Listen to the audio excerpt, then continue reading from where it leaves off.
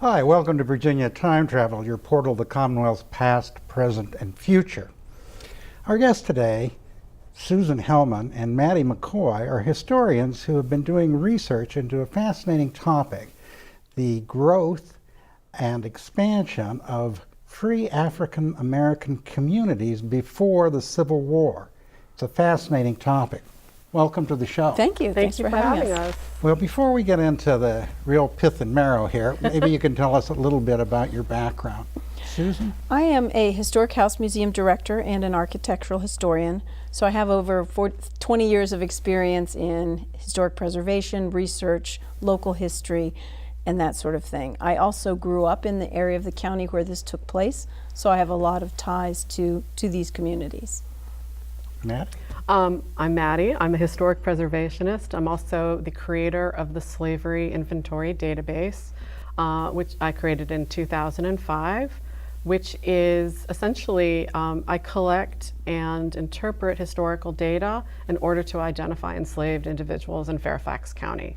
And it's sort of twofold, the mission. Part of it is genealogical, where African American historians, family historians, genealogists can cross back over the wall into slavery and help find their ancestors and their relatives. And I also do, I work with historic house museums and historic sites, and I help them identify their enslaved populations and help them interpret it in a more, help them interpret their slavery at their site. So it's a little bit more of a full story. I see. Now, your research is kind of concentrated on one portion of the county. And for people who may not be familiar, exactly where did your research take you? Well, wherever there is enslaved individuals is where I will be. But we definitely looked towards this Woodlawn, Mount Vernon neighborhood about 10 years ago. We got a grant from the National Trust for Historic Preservation, and we actually wanted to start looking at this free Black community in this sort of this corridor, this part of the county that George Washington had died, this entire huge acreage of Mount Vernon, and how it starts changing over and how he emancipates the slaves and really what happens. And it's an incredible community that is really old. There are still descendants there today that are living in this neighborhood. But so for this project, we specifically looked at this Mount Vernon Woodlawn neighborhood. Okay, very good. I think we need to kind of set the stage for folks. I mean, on day one, ground zero, we have no freed population at all. It's all slavery. So how did this come about? It's like, trying to put this into context here. So here we are in 2019, and it's the 400th anniversary of individuals of African descent arriving on our shores. There is still some speculation as to whether these first individuals were enslaved or free. It doesn't seem to, it's still unclear, but they seem to be living as free people. We tighten up the laws as we go into the 1600s. But essentially, as we are moving from Jamestown and sort of these tidal areas and moving up the Chesapeake and moving up the Potomac, we're bringing slavery with us. And so by the time Washington arrives here in Fairfax County, we have, let's say, maybe 10,000 white residents, and probably at that point about 4,000 enslaved individuals, and probably a handful, maybe 100 free people of color. So they are living on the peripheries. They absolutely are around in the county, for sure, but they are not large in numbers yet. We can talk about that, but what happens is emancipation starts changing and free people of color, these populations start changing. So, but when Washington dies in 1799, we are kind of looking at the county as mostly, all of our African American residents are enslaved except for a tiny population of free Black people. Mm-hmm. And so is Washington the catalyst for?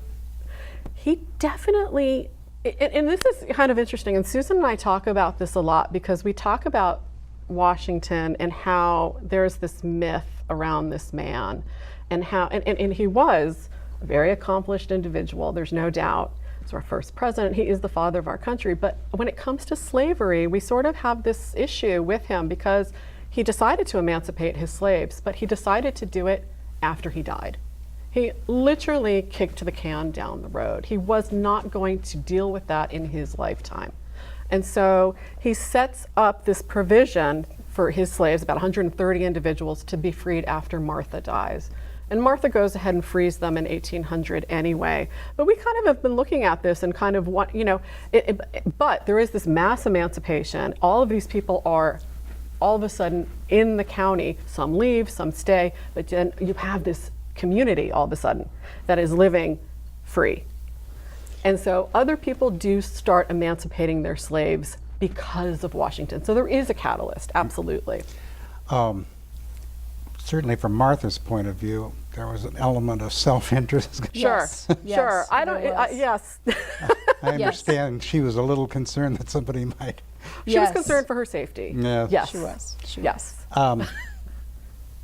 But the ideals of the revolution would clearly have embodied emancipation. And so I guess what you're saying is that at least some of the folks were acting on the impulses of the revolution. Some people also were emancipating their slaves for financial reasons. During that time leading up to Washington's death, tobacco had died pretty much. It had ruined the soil. Plantation owners couldn't afford to feed their slaves, so a lot of them were just emancipating their slaves so they didn't have to feed and clothe them. So that was one reason, was really economic self-interest. Because of the economic conditions, tobacco had depleted the soil, and also in the Revolution, the British pretty much captured about 2/3 of Virginia's tobacco exports. So there was this huge financial difficulty around the time of Washington's death. So it wasn't completely altruistic and revolutionary ideas. There was the money factor as well. Interesting. Yeah, it's a whole bunch of things. It's a bit of a perfect storm, which just happened to sort of create this incredible story. Well, I know later in the 19th century, Virginia became a hub for the domestic slave trade, where they would sell slaves south. Right. But I guess that didn't kick in Well, in this period, or did it? it starts, just like Susan said, it's this agricultural and economic downturn because we completely depleted the soil. Tobacco is over. We can no longer grow it. So we sort of move into this cereal grain type of farming economy.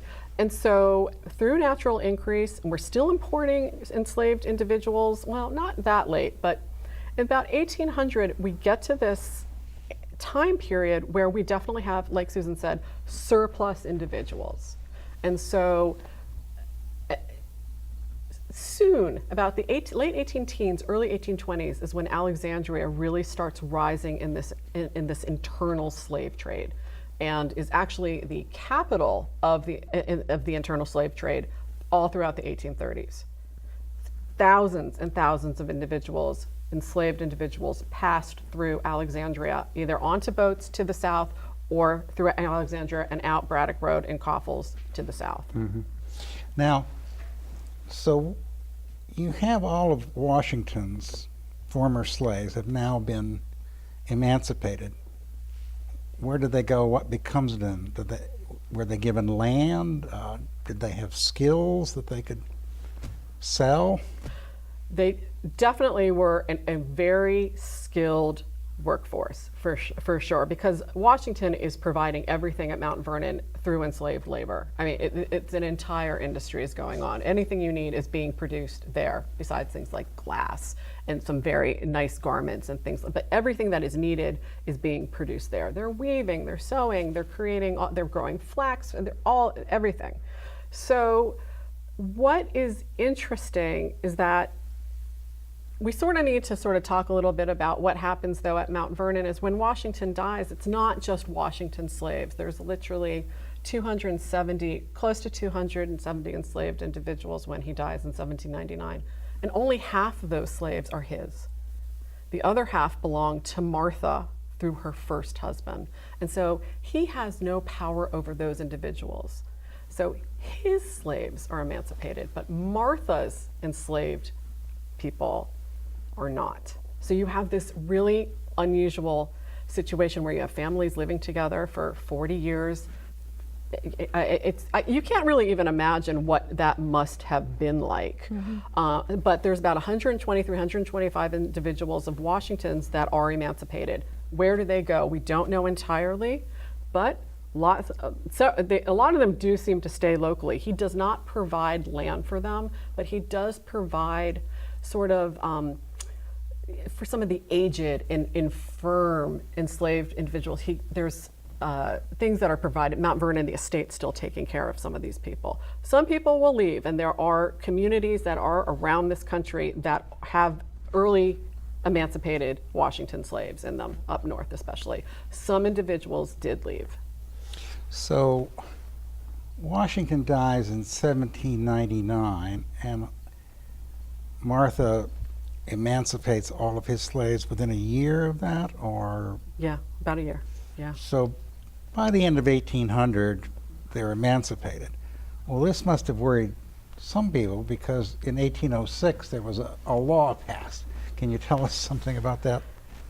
In 1806, and the legislature has always, there is literally a book this thick of black laws for the Commonwealth of Virginia. The Assembly is passing things constantly, but in 1806, we're in the situation where there are perhaps too many free people of color, and there is competition with poor white farmers. There's a lot of spin on this, and there's a lot of reasons for this, but the legislature says, if you are emancipated, you cannot stay in the state. You need to go. You need to go. You are you're not wanted here. And if you want to stay here, you have to petition, and you have to go through an entire legal process. So were there too many free black people? It sounds like it to me that this is what was happening, and so they try and sort of damper it down and make people leave. But what we have discovered is that people did not leave, and certain laws are selectively enforced. And people are here in thriving free black communities. You have to register as a free person of color at the courthouse. People are registering. People are continually being emancipated up until 1861, and they are staying in this county. So it's a law that is on the books, but it was enforced selectively. Now, I've never quite understood this law. It seems very confusing to me. You'd mentioned before that even before the Revolution, there were some free people. So would these people who had been born free be impacted by this law as well? No, you were grandfathered in, essentially. I see. Okay. And I don't know if everybody, your status is through your mother. So if your mother is enslaved, you are born enslaved. But if your mother is free, regardless of color, you are then born free. Okay, got it. Interesting.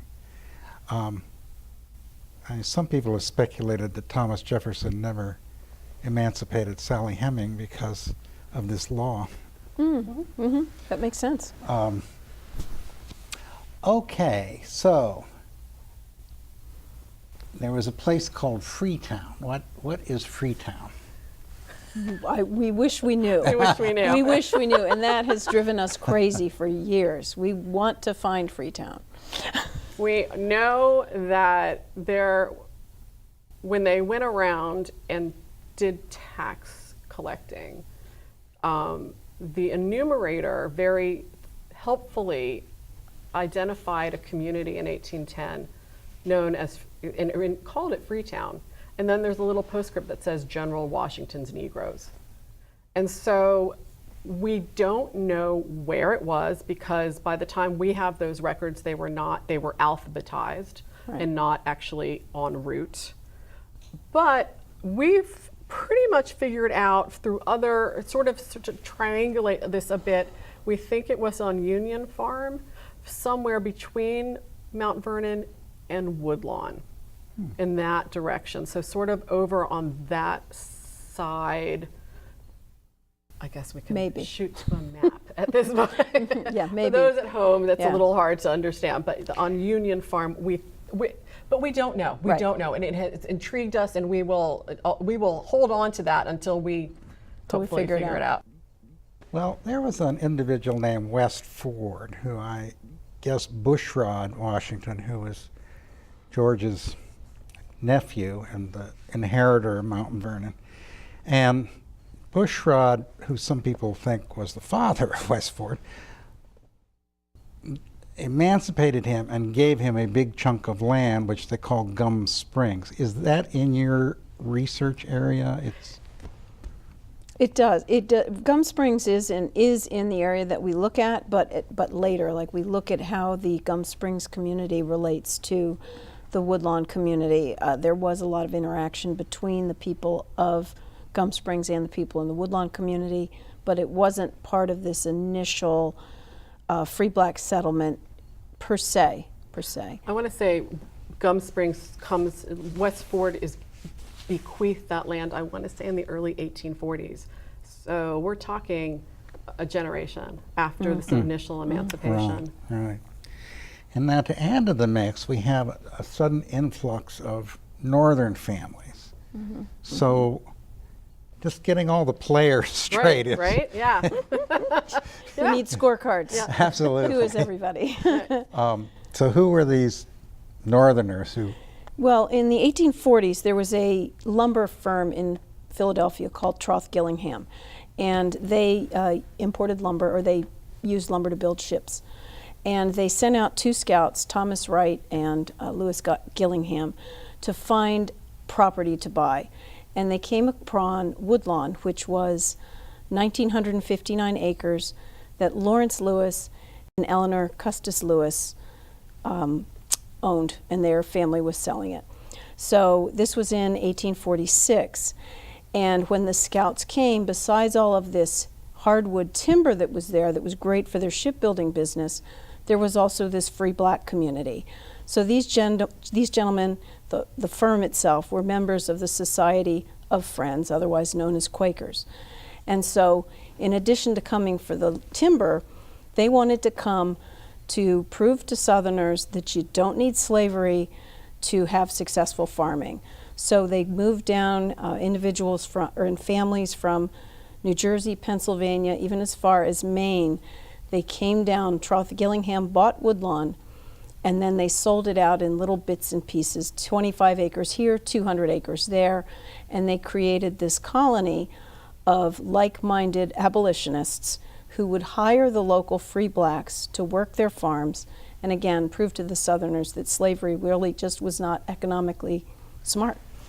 Well, how did they get along with their southern neighbors? Well, that's what to me is so unusual, is they all got along. The Quakers didn't push, they weren't pushy saying, hey, you Southerners, you shouldn't have slaves.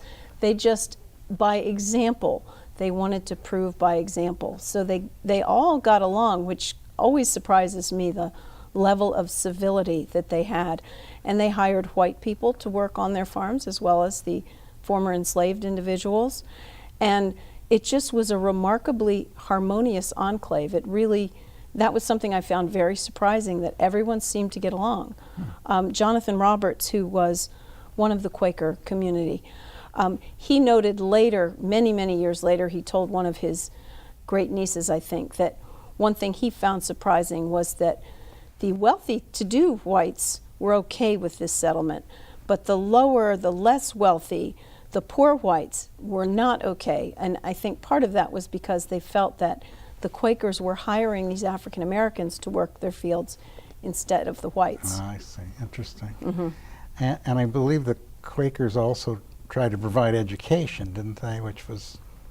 They did. And Maddie can talk about some of the earlier education, the education previously of the free blacks, or the Washington's emancipees, if that's a word.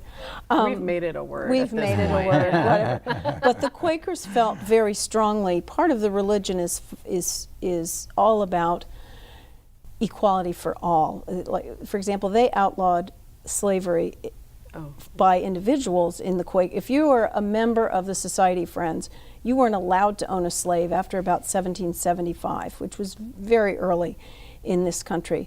And they always had this sense that everyone should be treated equally, and they felt that the former enslaved should be able to read. But you know more about the rules and everything. Education is a good way towards equality, and they absolutely were all about teaching free African Americans in that neighborhood to read and write. They said it publicly. They would write declarations about it. But it was illegal. Another one of these laws was passed, again, Right. stamping down on rights. You can't gather anymore. You can't learn to read. You can't learn to write because you're a threat if you're educated. Right. We don't want our enslaved population, our free black population, being a threat. Right. So it's another one of these laws that comes along. But the Quakers are saying, no, sorry, we're going to, even if it is in secret, we are going to educate. And so we think they did. There's absolute oral history, there's folklore, there's all sorts of bits and pieces that are tantalizing. But what's interesting to us is when we looked at the 1870 census, so this first census out of slavery, and where African Americans are identified by name, color, race, age, occupation, and one thing in 1870 they want to know, can you read and can you write? And where are you from? But these are like the special questions. And the population, the black population in this Mount Vernon Woodlawn area is way more literate out of the bat than any other part of the county. So we feel like there had to have been some educating going on, because these people were literate by the time the census comes around in 1870, and public schools hadn't even been set up yet. So after simmering along for a very long time, we get to the sea change, which is the Civil War. Right? Right. And Fairfax County was certainly kind of a no man's land in certain areas. So can you tell us a little about this? It was a crazy time because the line between North and South was right at this community. At the very beginning of the war, the Northern pickets only reached as far as Gum Springs. So the Woodlawn community was sort of this donut hole of Northern sympathizers surrounded by Confederates. The Woodlawn community voted on the Ordinance of Secession in May of 1861 at Accotink, and Accotink mostly voted against secession, whereas the rest of the county, two other precincts, voted against secession. So again, most of the county wanted to secede. This Accotink precinct did not. There was voter intimidation. The pro-Southern forces would tell you at gunpoint that you were going to vote for secession. And everyone knew how you voted. You wrote your name for or Right. against, so it's not Right. like you could All out in the pretend. So then you had Confederates raiding the Northern sympathizer houses. The picket line stretched down as far as Woodlawn Friends meeting in about October of '61. So there was a little peace then. But Northern and Southern troops, honestly, they were raiding from everybody. It didn't matter. One guy's house got taken away and used for firewood. It was, like you said, it was a complete no man's land. It was crazy. Crazy, A lot of the men had to leave because they were going to be kidnapped and conscripted into the army. Well, was it particularly hard on the emancipated African Americans? Were they carried away back into slavery? Or? Some were absolutely carried away. We have letters that survive to this day, people's recollections of them being carried away and making their way back up somehow, up to Manassas and then all the way back up into the county. Absolutely. It's actually quite shocking. It seems like it was a complete lawless time in a wasteland is what it kind of seems like. I understand they formed a home guard, the Accotink Home Guard. Oh yeah, that was that was another thing that was so interesting. In October of 1863, the Northern troops got pulled away to Gettysburg. So again, the community is unprotected again. So Eben Mason, whose father, John Mason, had purchased Woodlawn from Troth Gillingham in 1850, Eben went to General Wells, the provost marshal, and said, we have to do something. We have to protect ourselves. Can we form a home guard? And Wells was like, yeah, go for it. Sure, go ahead. Here's some guns. So it was officially sanctioned. It had guns, and there were former enslaved. There were African American individuals in this home guard. So it was an integrated home guard, and they gave the African American people guns. They got guns too. So, Well, I think I would rely more on them than on the Quakers. oh, absolutely, yeah, really. That's, Who are nonviolent. But this is the but here's the situation. It is so they officially sanctioned this home guard, and here we are with this incredible situation where these people are, again, they've worked together for ages, and all of a sudden now they're defending together. And it was unbelievable that African Americans were given firearms. This was a huge thing. Well, we have much more to talk about, but unfortunately our time has run out. oh no. Oh, we'll come back. Too bad. I want to thank both of you for Oh, thank you. coming in. Oh, A thank you. Thank you so much. token of Oh, that's wonderful. Yay. This is a topic we both feel strongly love about. We love cemeteries as cemeteries. Well, we want to thank you for tuning in to Virginia Time Travel, your portal to the Commonwealth's past, present, and future. We'd love to hear from you at timetravel21@yahoo.com, and please visit us at timetravel21.com. Thanks for watching, and I'll see you next time.